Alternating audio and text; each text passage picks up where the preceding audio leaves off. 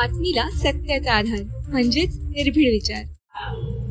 स्वराज्याचे जनक छत्रपती शिवाजी महाराज, महामानव विश्वरत्न, ज्यांनी माणसाला माणूस म्हणून जगण्याचा सन्मानाने जो अधिकार दिला, असे डॉक्टर बाबासाहेब आंबेडकर आणि जे क्रांतीवीर आहे आदिवासीचे, तमाम त्यांना नमन वंदन करतो। जेव्हा सांगलीची दंगल घडली 10 तारखेला, त्याच रात्री माझ्या घरात उत्तर कार्याचा कार्यक्रम होता।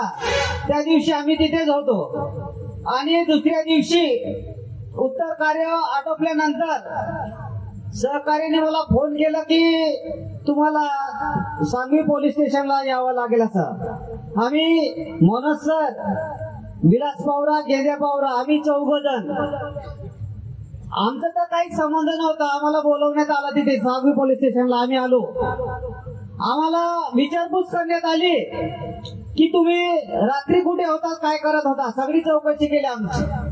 आमचा काही संबंध नसताना आम्हाला त्या टार्गेट केलं गेलं। टार्गेट असं केलं गेलं याच्यात की यांना संघटना नकोय, कारण की बिरसा फायटर संघटना शिरपूर तालुक्यात काही अडीअडचणी आली समाजावर तेव्हा पुढेच असते, म्हणून आम्हाला फक्त शिरपूर तालुक्यात एकूण अशी संघटना होती, म्हणून आम्हाला टार्गेट करण्यात आलं। आम्ही एकेकांना ते एका ठिकाणी बसवण्यात आले, एका जणांना, की तुम्ही त्या दिवशी काय करत होते, तुमचा काय संबंध, तुम्हाला केव्हा घटना ही घडली तेव्हा काय करत होते, तुम्ही कोणाला फोन केला, तुमच्या सोबत कोण होते, तुम्ही काय करत होते, तुम्हाला माहिती पडल्यानंतर तुम्ही काय केलं बो, असं सगळे आम्ही डिटेल दिली त्या दिवशी।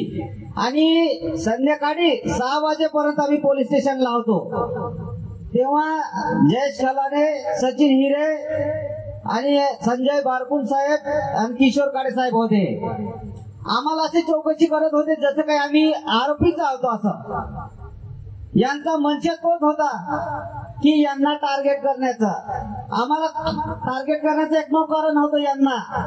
पहिलं कारण होतं की ज्या जिल्हा परिषदच्या शाळा होता, ते शाळा आहेत झोपडी भरत होते। आमच्या लेटर पॅड वरती आम्ही निवेदन दिली, धुळ्यापासून तर मंत्रालयापर्यंत आम्ही पाठपुरावा करत होतो की जिल्हा परिषद जे शाळा आहेत ग्रामीण भागातल्या त्या झोपडी भरतात असं। आणि तोच मुद्दा विधानसभेत गाजला, तोही त्यांच्या मनात खुपत होता। त्यानंतर इथे जवळ असलेले दोनवाडीपाडा हा रस्ता चोरीला गेला होता, आम्ही आंदोलन करून तो बांधून घेतला, तो पण त्यांच्या मनात खुपत होता की हे काय पुढे पुढे करतात भाऊ। त्याच्यानंतर 26 जुलै 2023 रोजी हल्लाबोल रॅली धडक्यात काढण्यात आली, तो पण त्यांच्या मनात खुपत होतं की यांच्यात कोणताही पुढारी नसताना इतकं मोठं रॅली काढण्यात आली बो असं ते झालं। त्याच्यानंतर 9 ऑगस्ट आला, षडयंत्र रचलं गेलं, बॅनर फाडण्यात आलं आणि निर्दोष जे मुलं होते ते शेतात काम करत होते त्यांनाही त्याच्यात भोवण्यात आलं। आणि जे विटंबना क्रांतीवीरांची झाली, आरती देवांची झाली, त्यावर काशीराम दादानी एकही शब्द न बोलता समोरच्या व्यक्तींना भेटायला गेले, ते आपल्या समाजाला ते लागून आले आणि अन्यायही आमच्या लोकांवर करायचा आणि गुन्हेही आमच्या लोकांवर करायचा, असा कसा हा आमदार। म्हणून 10 ऑगस्ट पासून आम्ही पाठपुरावा करत होतो, शिरपूर पासून ते दिल्ली पर्यंत आम्ही पाठपुरावा केला आणि आजही आमच्याकडे तो पुरावा आहे। आणि जेव्हा जनजाती आयोगाचं ते पत्र व्यवहार करत असताना आमचं ते लेटर पॅड वर आलं, तेव्हा की हेच का पुढे पुढे करतात असं। त्याच्यानंतर आणि यांच्यावर दबाव टाकण्यात आला, कोण कोण मुलं आहेत, काय काय आहेत, जे चळवळीचे मुलं आहेत त्यांना जेलमध्ये टाकण्याचा त्यांनी प्रयत्न केलाही। आणि जे बिचारे कुठे काही शेत काम करत असताना किंवा कुठे कामाला गेले, कुठे बाहेर होते, त्यांचंही नाव टाकण्यात आलं। सगळं हे करत असताना जेव्हा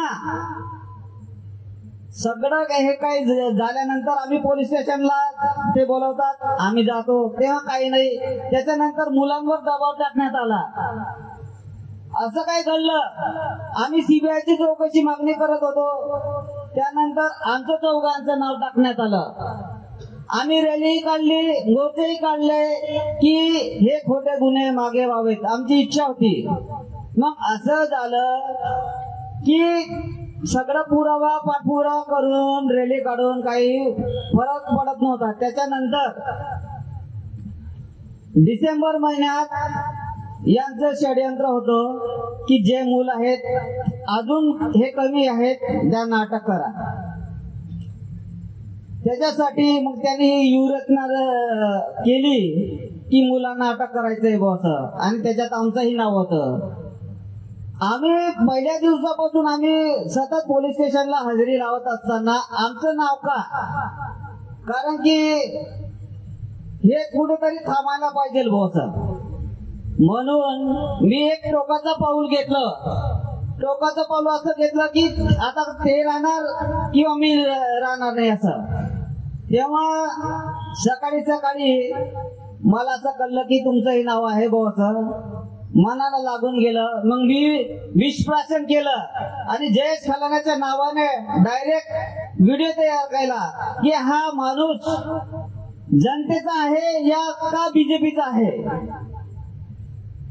त्यानंतर झालेली घटना तेव्हाच मराठा आंदोलनचे हे सगळं चालू होतं.